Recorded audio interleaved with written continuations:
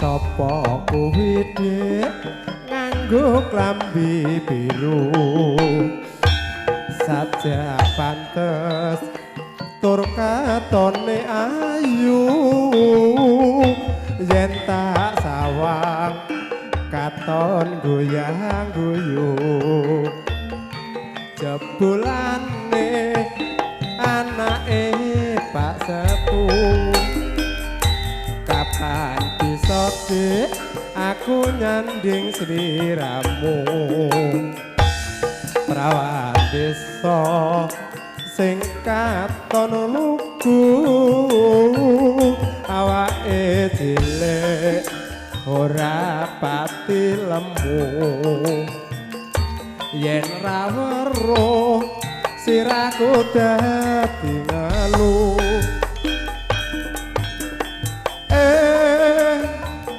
Dik Sutini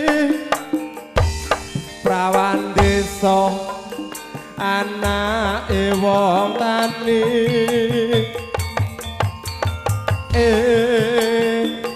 Dik Sutini yen guyu orang ngowati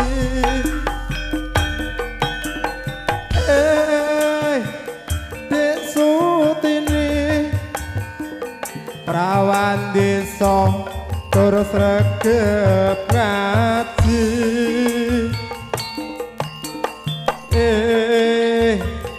Dik Sutini kapan bisa urip nyawiji njaluk apa Dik bakal tak turuti klambi anyar bakal tak tekani apa kowe njaluk kalung sing gedhe waton sliramu tak rapi oi ha oi ha ha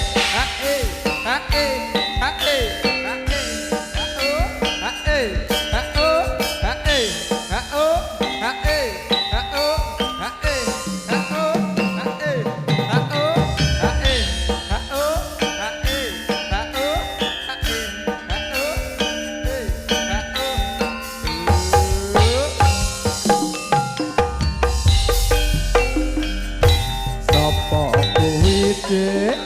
nganggo klambi biru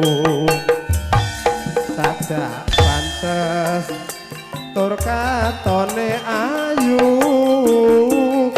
yen tak sawang katon goyang guyu jebulane anake Pak Sepuh kapan bisa Dik aku nyanding sliramu prawan desa sing katon lugu awake cilik ora pati lemu yen ra weruh siraku dadi ngelu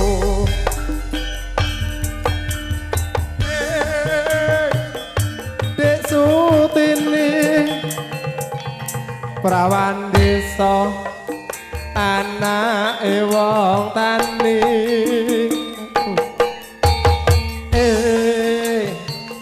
Dik Sutini yen guyu orang ngowati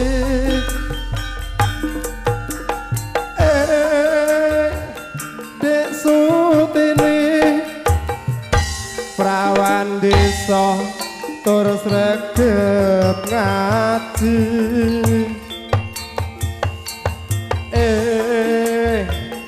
Dik Sutini kapan bisa urip nyawiji njaluk apa Dik bakal tak turuti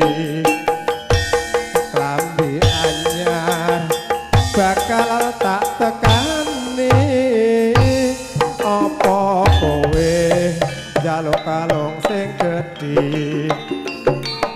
ana sliramu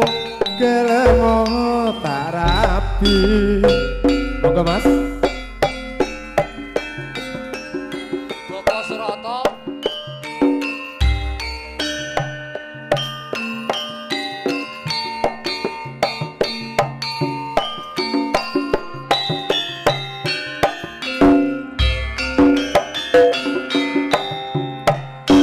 Sumangga Mbah Haji Surata saking Ponorogo Kota katur kunjuk dumateng panjenengan. Iya. Oh, iya. Aha, zo, zo. Lo, lo.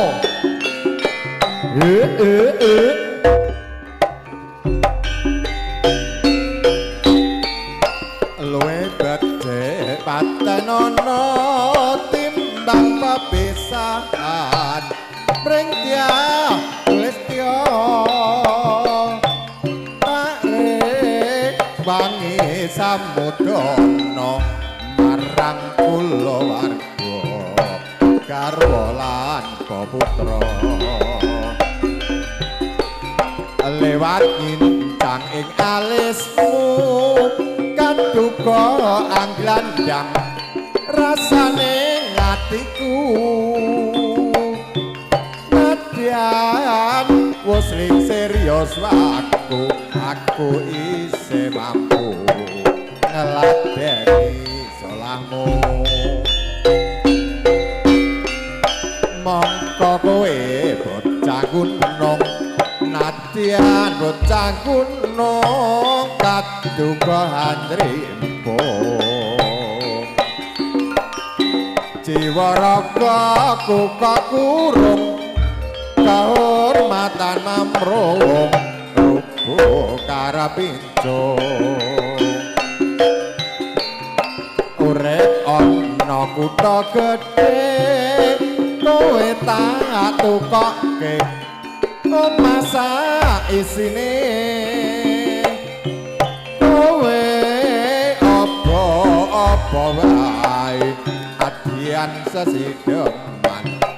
mesti kasmadan mongko kowe bocah gunung nadyan bocah gunung kaduga handrimpo jiwa raga kuka kurung kahormatan mamrung rubuh karapinco urip ana kutha gedhe kowe tak tukokke masa isine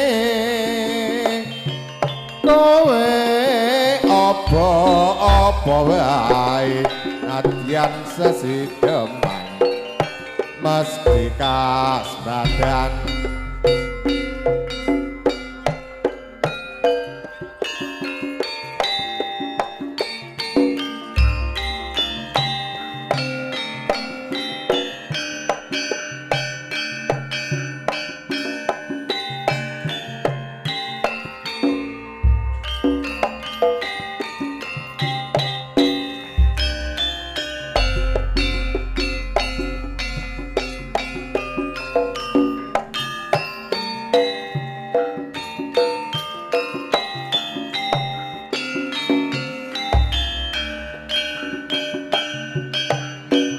Monggo Kang Mas Riyanto sing duwe tanggal 15 September.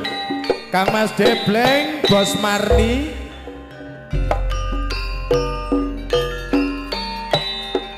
Sajake enten apa niku dene sampun dangu. Dikakak ngaten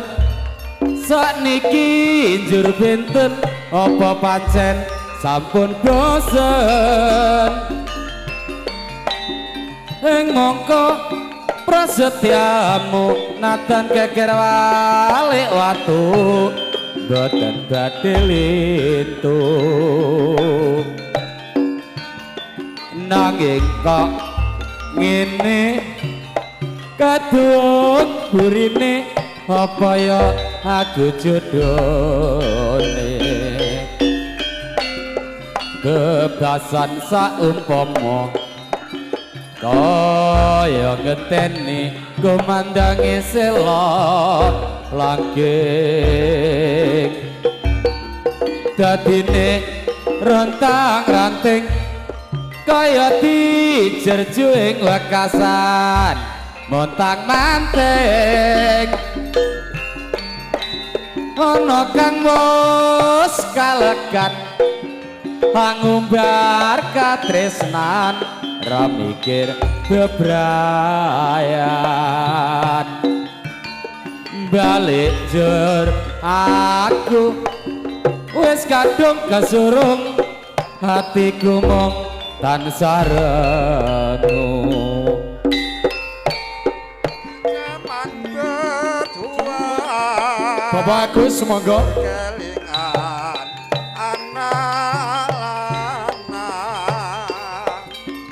yen tak openi saiki ana ngendi jarene wis menang keturutan sing digadang yen nate janji ning saiki apa lali ning gunung tak cadongi jago-jago yen mendung kasili kabeh gunung sopor bisa nyawang gunung desa dadi rejo